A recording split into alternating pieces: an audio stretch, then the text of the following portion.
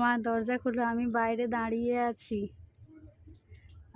অলি দিদির সাথে খেলবো বলে। ও অলি দিদি, মা বাবাকে বলো না তাড়াতাড়ি দরজাটা খুলে নিতে, আমার যে খুব ঠান্ডা লাগছে।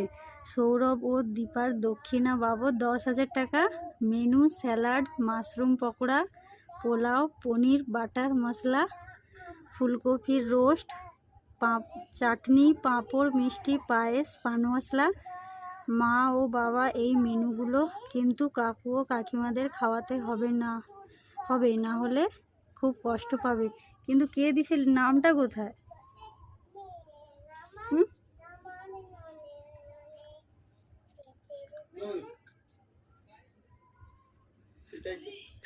নামটা নেই কেন?